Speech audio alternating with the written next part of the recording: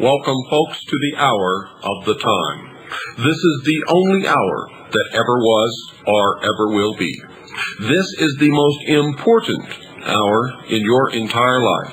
For during this hour, you will decide your future and thus our collective futures. I'm your host, William Cooper, and tonight we're going to talk about something that is not taught in our schools anymore, that Americans mostly have forgotten. That is the cornerstone upon which this entire nation was built. If you don't understand what you're going to hear on this program, then you don't understand our founding fathers, the ideals and principles that this nation was founded upon. Indeed, if you don't understand what you're going to hear tonight on this program, then you really don't know anything about this nation called the United States of America. Tonight's show, folks, is dedicated sincerely to all of those people who understand that eternal vigilance and sometimes great personal sacrifice is still the price of freedom. And that without the vigorous pursuit of this individual responsibility of citizenship, even Americans will not forever remain a free people. It is also dedicated to all of those citizens who have not yet considered these things in the hope that they will be inspired. I firmly believe that any man or woman without principles that they are ready and willing to die for at any given moment that such sacrifice is required are already dead and are of no use or consequence to anyone. This country was founded upon a great idea which we are going to discuss a little later in this program. That great idea was the motivation for the writing of the Declaration of Independence and for the formation of the Constitution of the United States of America, and then later the first 10 amendments to that Constitution, which are known as the Bill of Rights. The story of our Constitution is a story about freedom, especially individual freedom. It is a story, folks, to remind us of how a great people struggled and sacrificed to set themselves free from the tyranny of excessive government. The great price they paid and the difficulties they faced in securing that freedom for all posterity. It is a story that explains the reasons for the rapid rise of a freedom-loving people to the greatest among all nations. A rise made possible because the people were, indeed, free to create it. Finally, it is the story of how some of those freedoms eventually began to slip away, very slowly and subtly, of how the citizens' sensitivity to those lost freedoms became dulled, of how we began to change our ideas about liberty of the individual versus a powerful central government, and of how we lost our understanding of the Founding Fathers' ideas on liberty, because somebody forgot to teach us these things in the homes, the churches, the public schools, and colleges. While I cannot here make up for the educational void, folks, I do hope to help generate special interest in our Constitution during this program and the programs to follow over the months and hopefully years.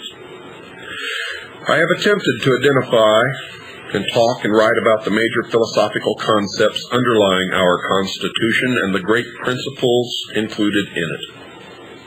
Where these great ideas came from and how they were formulated into what Sir William Gladstone, the eminent English statesman, has called, quote, the most wonderful work ever struck off at a given time by the brain and purpose of man, unquote.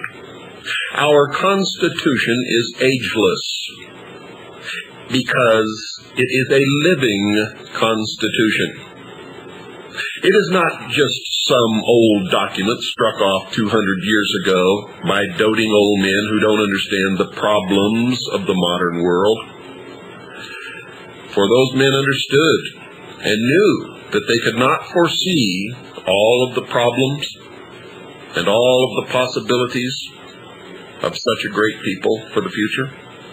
So they included within the document its ageless properties, its very life, the ability for it to outlive them and their posterity, and indeed live forever. For within the document itself are the means with which to amend it, according to the procedures, and only those procedures outlined within the Constitution. And they created these procedures within the document to be slow acting, so that no change could be brought about at the spur of the moment through emotional distress or through error, and that no small body called Congress could bring about these changes on their own, and no executive or judicial branch could do it on their own, but it had to have the consideration and the consent of the whole people. The whole people. For our forefathers, the founders of this great nation, would only trust their liberties to the whole people. It all started with the Declaration of Independence. John Adams said this in 1781. This immortal declaration of the 4th of July, 1776, was not the effect of any sudden passion or enthusiasm, but a measure which had long been in deliberation among the people, maturely discussed in some hundreds of popular assemblies and by public writings in all the states.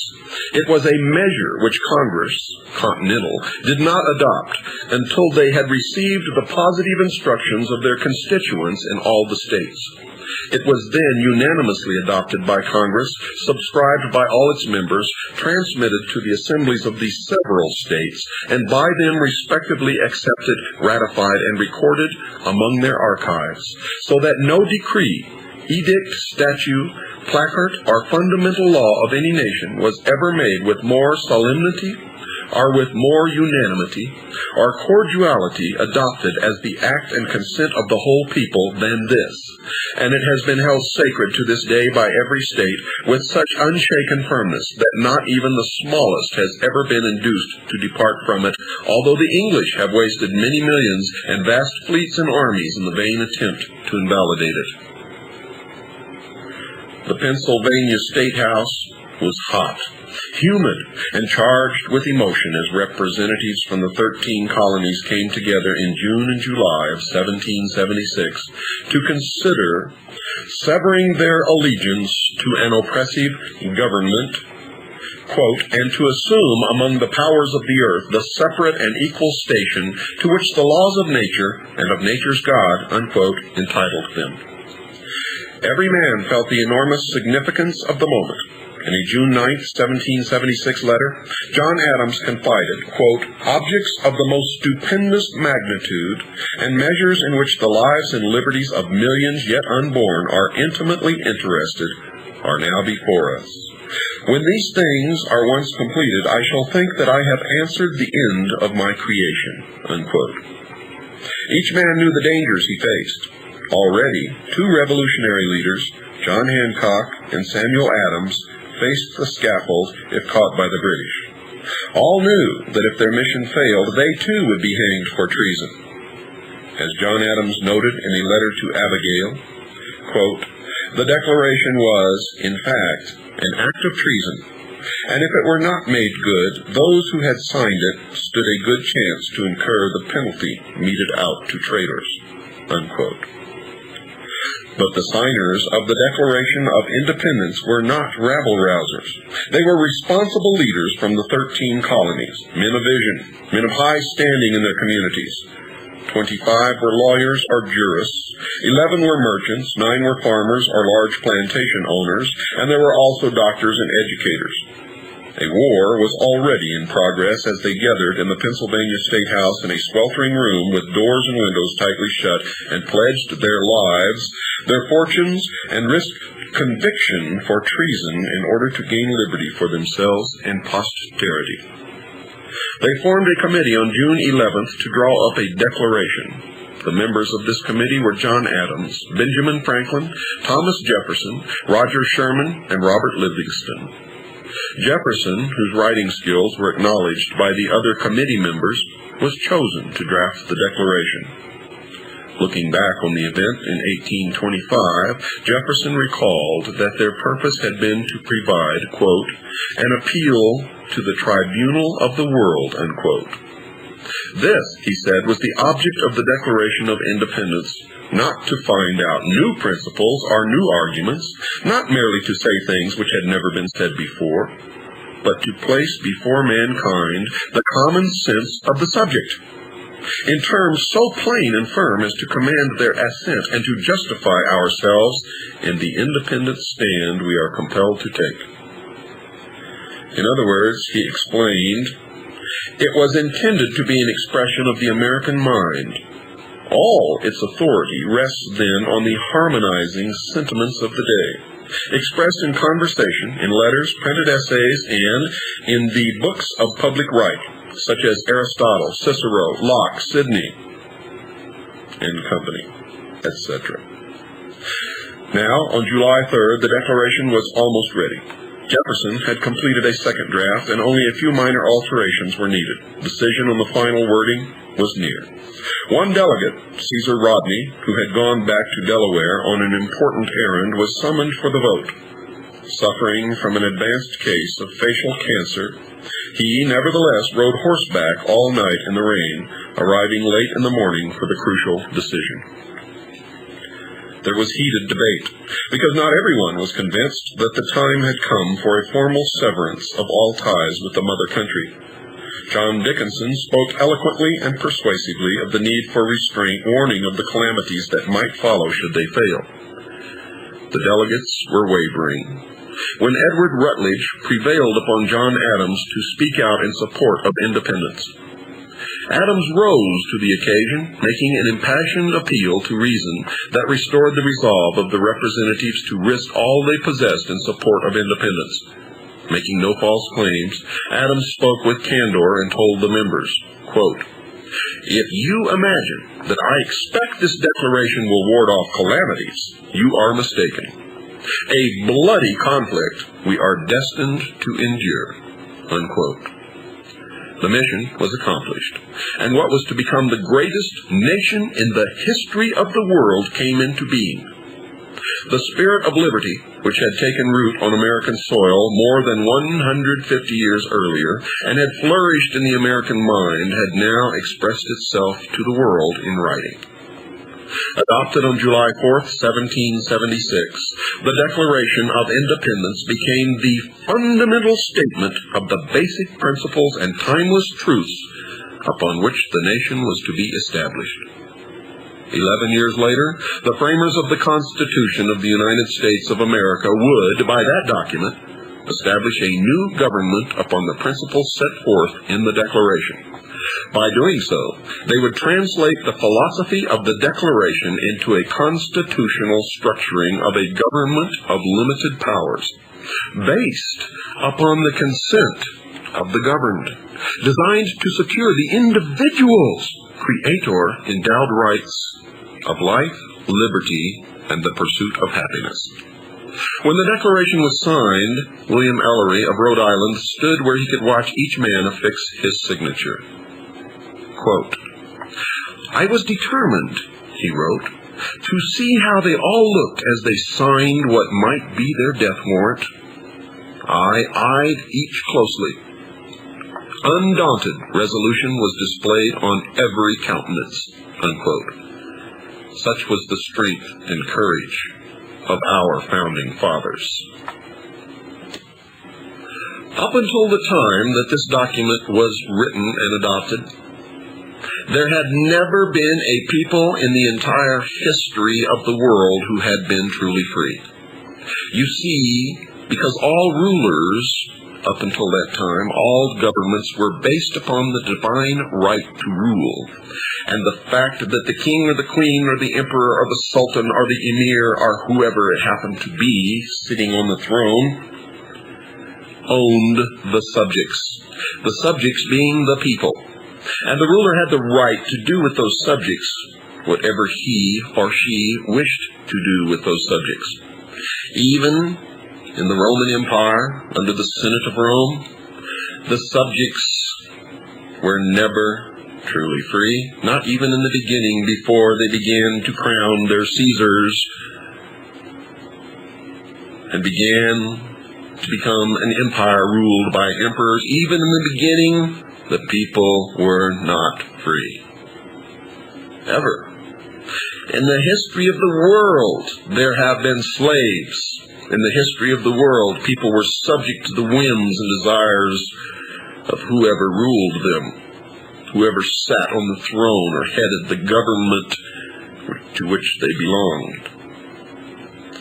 Only when the Declaration of Independence was written, signed, and adopted, and then later, after a futile, vain attempt at bringing the country together with the Articles of Confederation, only when the Constitution was finally written, adopted, and became the country, the nation, and then when the first 10 amendments were written and adopted as the Bill of Rights, only then had any man or woman in the history of the world ever been truly free.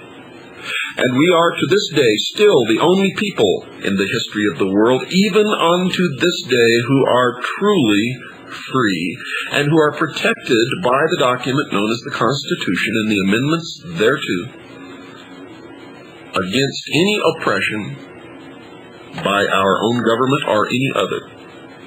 Our rights, our Creator-Endowed rights, are protected by that document.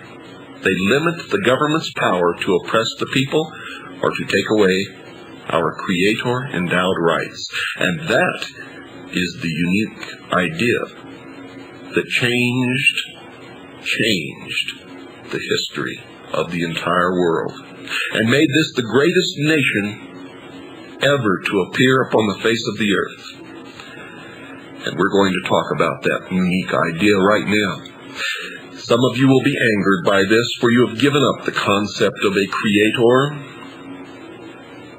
You have said that God is dead. You have said that we don't need God and that God interferes with your life. And what you're going to hear here is just the opposite. What you're going to hear here, folks, is that without God, you are nothing. Without God, you have no protection. And you are no better than the cockroach who scurries beneath your sink when you turn on the lights at midnight. For without a creator, man is nothing, nothing. Man is on the same footing and the same basis as any other animal, any insect, any fish, or any plant on this earth, and is subject to the laws of the jungle. And anyone who is strong enough or cunning enough to enslave man is entitled to do so under those circumstances. So whether you believe in God or not, you had better listen very carefully to this program, for it was the statement that there is a creator and that creator has given man unalienable rights that set men free for the first time in the history of the world. For that is the cornerstone, that is the foundation upon which the Declaration of Independence, the Constitution, the Bill of Rights, and this nation rests. And without it, it will all crumble to nothing. All of it will crumble into dust beneath your feet and will become as nothing. For the unique idea of the American Constitution, the unique idea upon which the Declaration of Independence was based, was simply this. Our forefathers, the founders, embodied a unique idea. Nothing like it had ever been done before. The power of this idea was in the recognition that people's rights are granted directly by the Creator, not by the state, not by the king or the queen or the emperor or the emir or the sultan. and that the people then, and only then, grant rights to government. The concept is so simple, folks, yet so very fundamental and far-reaching that many people fail to grasp it. And they fail to realize that without this idea, they have no protection, they are nothing. It's very simple. First, there is a Creator, more powerful than anything else. This Creator endowed man with unalienable rights. Now, I travel around this country and I hear people talking about inalienable rights. Forget it. There are no such things as inalienable rights. The correct term is unalienable rights. Endowed by the Creator, not by the Constitution and not by the government, but by the Creator. Unalienable means that they cannot be alienated from man. Man himself cannot contract to give them away, cannot throw them away, cannot brush them aside, cannot discard them, for they were given by the Creator and cannot be taken away, not even by yourself. Thus the Creator gave man unalienable rights, and man thus created the government for his mutual benefit and protection, and gave the government some rights. This is how that idea works. And that the rights that the people give the government, only the people can take away from the government, and the government can never take the unalienable rights away from the people. So the first time in history, the entire history of the world, man stood free as a sovereign king in his own right, with the government as his servant. And never before had this ever happened. Without this concept, it could never have happened then, and cannot exist now. For the idea is this: that there is a Creator that is all-powerful over everything and everyone. That the Creator gave man a special position in nature, and allotted to man certain unalienable rights which can never be taken away by anyone, not even by man himself. And that man, in order to create an organization for the mutual benefit and protection of those being governed, create a government which they give rights. The people, man, can take those rights away from the government, grant the government more rights or less rights, and the government is the servant of man. The move in recent years by the socialists and by others who want to destroy this great nation, to do away with God, to destroy God, to destroy religion, is for the purpose of taking away the unalienable rights of man, and making man once again the property of the government, of the king, if you will. And this must be resisted by those who understand this principle to their dying breath. It cannot be allowed to happen. And that's why these people, these socialists, the ones who want the one world totalitarian socialist state, the ones who want to destroy this great republic, that's why they must destroy God.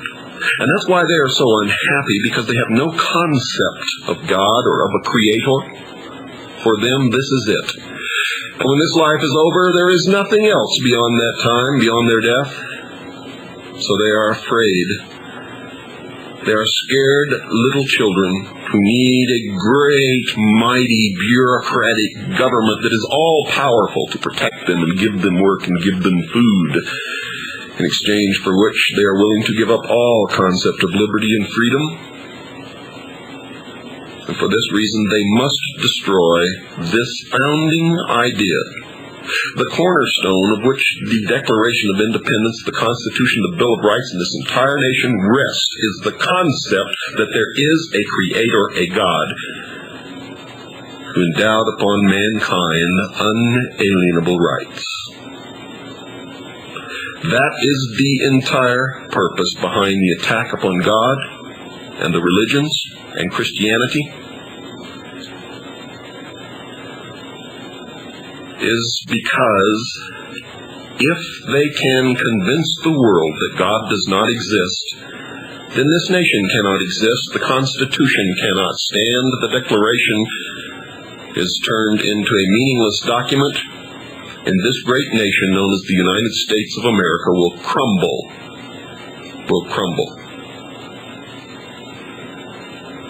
And that is why I must tell you, folks, that whether you believe in God or not, whether you believe in a Creator or not, you had better start.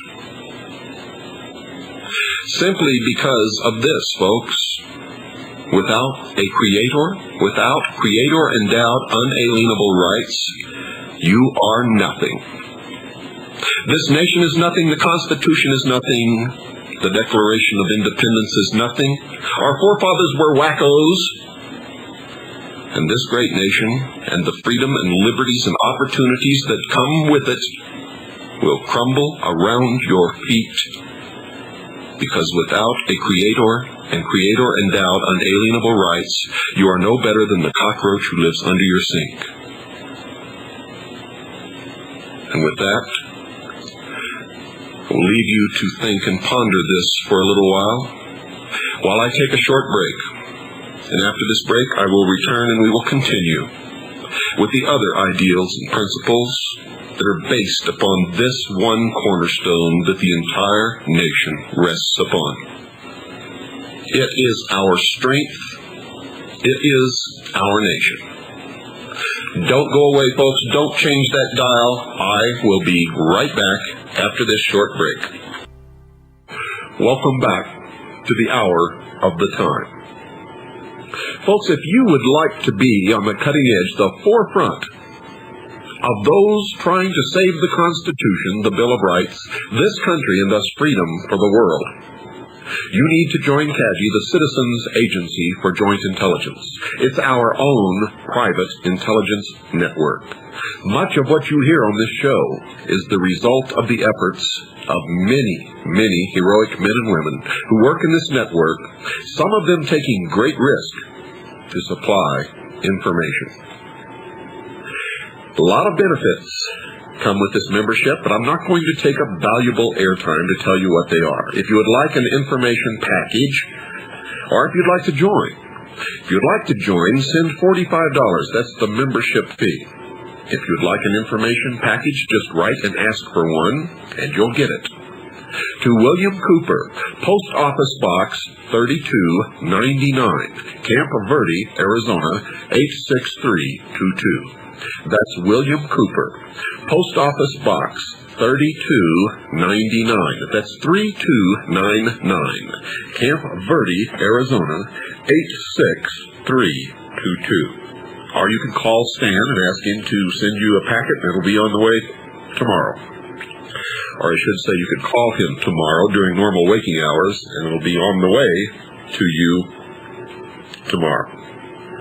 Stan's number is 602-567-6109. That's 602-567-6109. And these numbers and the address will be repeated again at the end of the program. Let me recap a little bit about what we covered in the first half. America's founders, dear listeners, embraced a previously unheard of political philosophy, and it's just that, a philosophy. I'm not talking religion here. I'm not talking about the Christian church or the followers of Muhammad or the Nation of Islam or the Judaism or Buddhism or anything else. This was a philosophy that this very nation depends upon. For our forefathers knew that the security for liberty and an ageless constitution is based upon lasting principles. And they embraced a previously unheard of political philosophy which held that people are endowed by their Creator with certain unalienable rights. This was the statement of guiding principle for the new nation, and as such had to be translated into a concrete charter for government. The Constitution of the United States of America became that charter. Other forms of government, past and present, rely on the state as the grantor of human rights. America's founders, however, believed that a government made up of imperfect people exercising power over other people should possess only limited powers. Through their Constitution, they wished to secure the blessings of liberty for themselves and for posterity by limiting the powers of government. Through it, they delegated to government only those rights they wanted it to have, holding to themselves all powers not delegated by the Constitution. They even provided the means for controlling those powers they had granted to government. This was the unique American idea.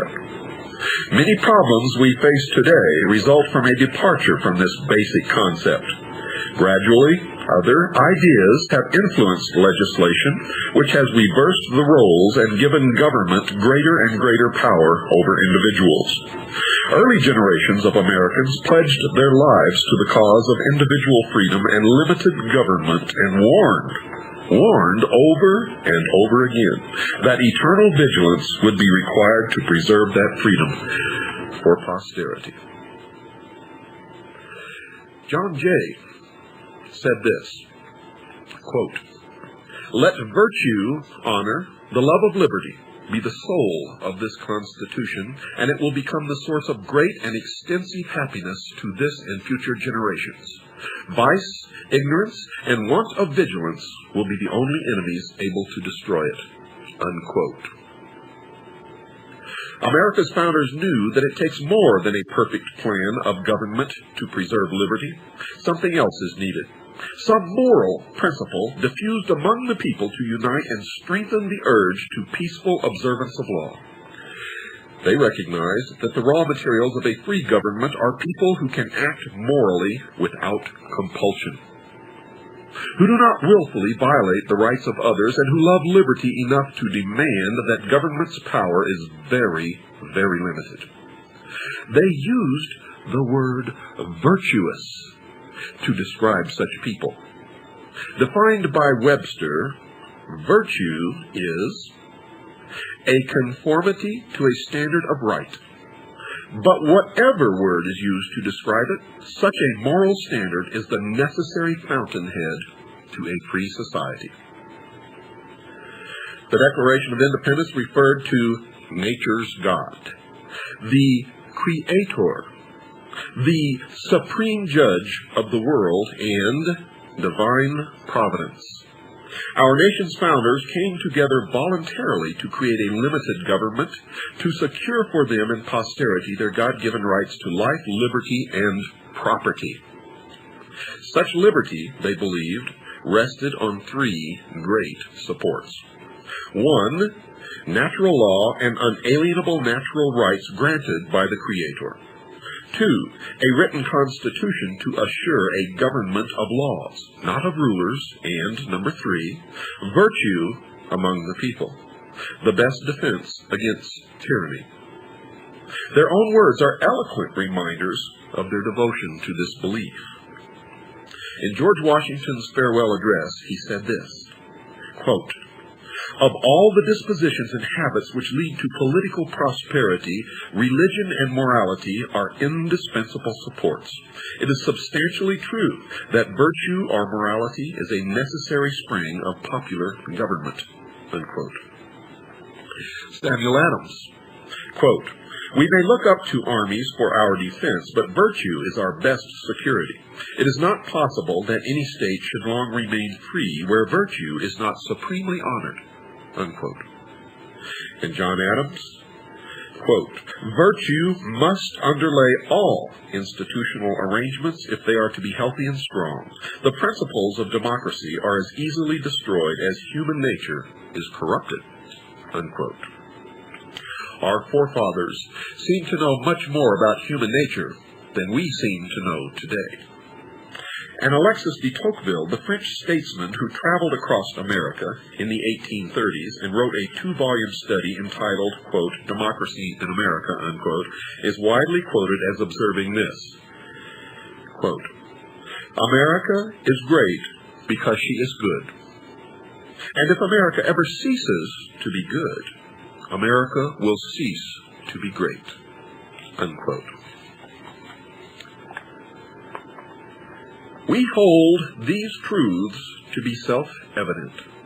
All men are endowed by their Creator with certain unalienable rights, that to secure these rights, governments are instituted among men.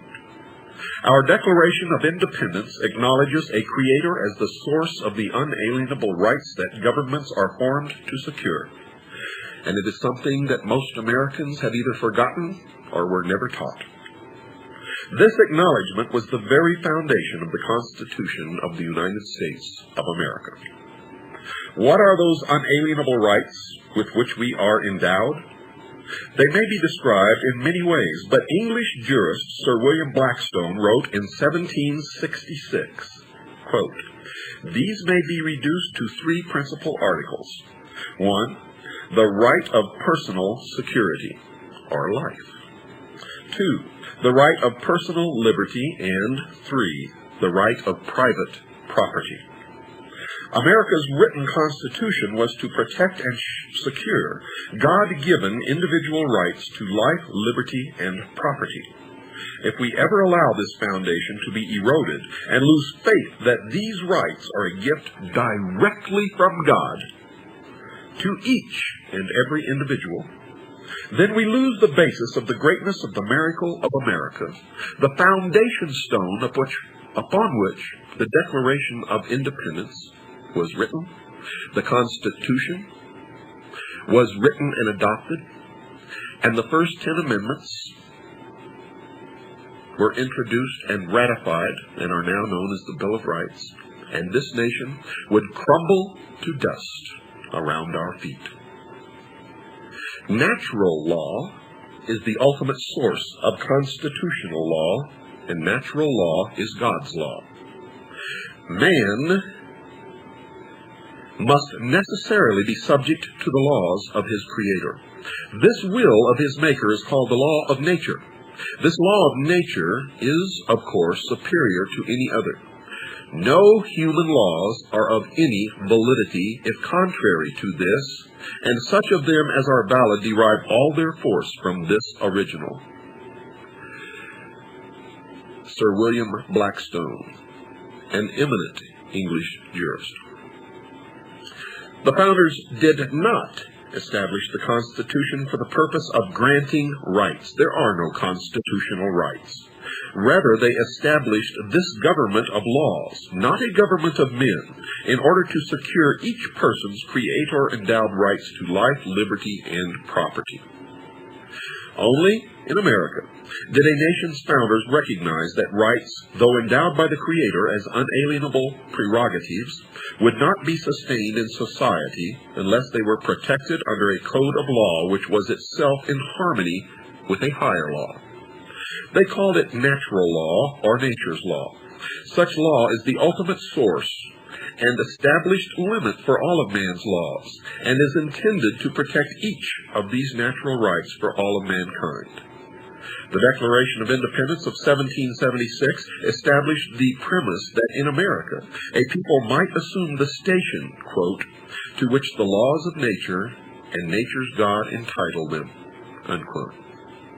Herein lay the security for men's individual rights, an immutable code of law, sanctioned by the Creator of man's rights and designed to promote, preserve, and protect him and his fellows in the enjoyment of their rights. They believed that such natural law, revealed to man through his reason, was capable of being understood by both the plowman and the professor. Sir William Blackstone, whose writings trained Americans lawyers for its first century, capsulized such reasoning. Quote, For as God, when he created matter and endued it with a principle of mobility, established certain rules for the direction of that motion, So when he created man and endued him with free will to conduct himself in all parts of life, he laid down certain immutable laws of human nature, whereby that free will is in some degree regulated and restrained, and gave him also the faculty of reason to discover the purport of those laws." Unquote. What are those natural laws? Well, dear listeners, Blackstone continued, quote, "Such, among others, are these principles: that we should live honestly, should hurt nobody, and should render to every one his due." Unquote.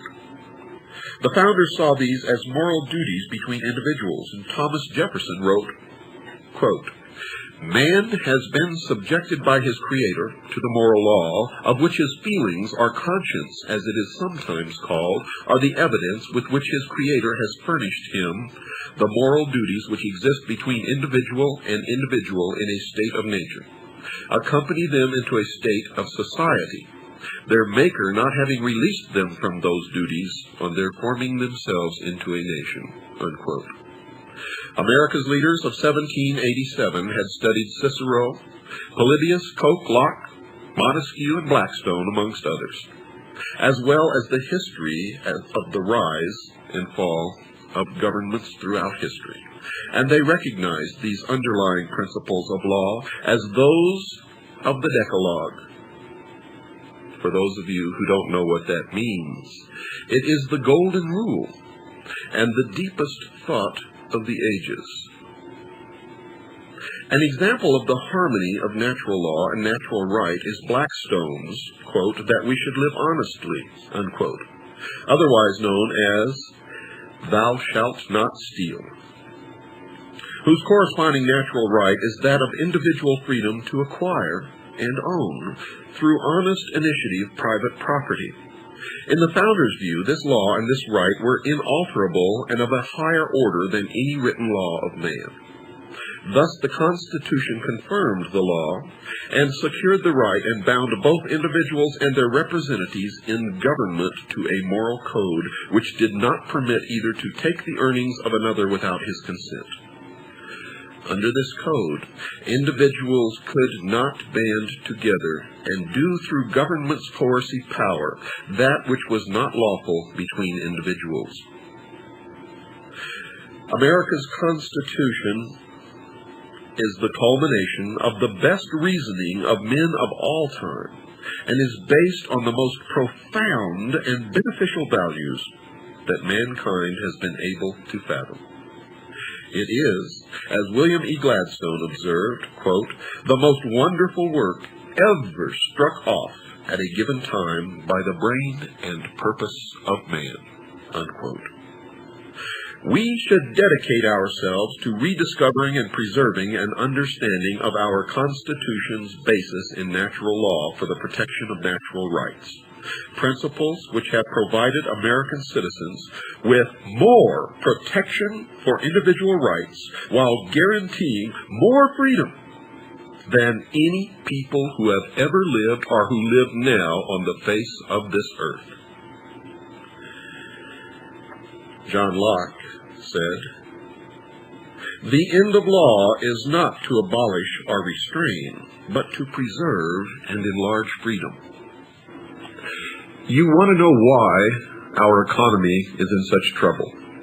Well, Thomas Jefferson had this to say, quote, "We must not let our rulers load us with perpetual debt.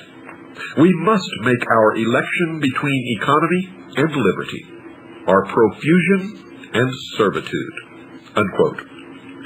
Our founders, our forefathers, the wise men who put the building blocks together to make this country, believed in economy and frugality. They believed it wrong for government to take the earnings of some in order to give them to others, for that is against the natural law. They believed in limiting government's spending and taxing powers to the principles of the Constitution. They believed debt to be dangerous to a nation. They believed debt to be a threat to individual liberty. They believed debt to be a form of taxation without representation on the young and unborn. They believed public credit to be a source of strength and security if wisely used for defense of the nation. They built into the Constitution the procedure by which our economy would be governed or run. They said in the Constitution that only Congress can make money. And the Constitution defines what money is when it says that no state shall receive in payment of debt or make in payment of debt anything other than gold or silver coin. Which also means, folks, currency backed by gold or silver coin, although that is not mentioned in the Constitution. If you can take a dollar bill to a bank and get $1 worth of gold or silver, that is constitutional money. Everything that we are doing now is illegal, unconstitutional. It is not wise, and it can only result in ruin. If you want to know what's wrong with this country, look at what is happening in the country. Look at what is being done, and then read the Constitution and compare the two. And you will see. Look at the principles of our founding fathers, and then look at the welfare state. And you will see. For the welfare state did not exist until it was created. Yes, there were some people in this country who were not as well off as others, but they had the same opportunities, and they all had work if they wanted it. And they had their self-respect, and they could stand up as men and women with pride. The welfare state has taken that all away from them. Unconstitutional money is taking it away from the rest of us. Although all men are born free, slavery, dear listeners, has been the general lot of the human race throughout its history. Ignorant, they have been cheated. Asleep, they have been surprised. Divided, the yoke has been forced upon them. But what is the lesson? The people ought to be enlightened, to be awakened, to be united, that after establishing a government, they should watch over it. It is universally admitted that a well-instructed people alone can be permanently free. James Madison said that. Folks, I wrote a book called Behold a Pale Horse, and it opens most of the doors to the puzzles that you've all been baffled by. It puts the pieces together for the first time in history. It's 500 pages of the most well-documented suppressed information ever printed in the history of the world. And it can be yours for $25, plus $5 postage and handling if you're not a CAGI member. If you are a CAGI member, it's still $20 plus $5 postage and handling. We had to tack on the extra dollar because of the rising cost of sending this stuff out to you. Also, if you would like to join CAGI, the Citizens Agency for Joint Intelligence, the membership fee is $45. That's $45, folks. Send it to William Cooper, whether you're sending your membership fee or your money for my book. Send it to William Cooper, Post Office Box 3299, Camp Verde, Arizona, 86322. That's P.O. Box 3299, Camp Verde, Arizona, 86322. Or you can call Stan and have him send you a packet of information at 602-567-6109. Good night, folks. God bless you, and God bless America.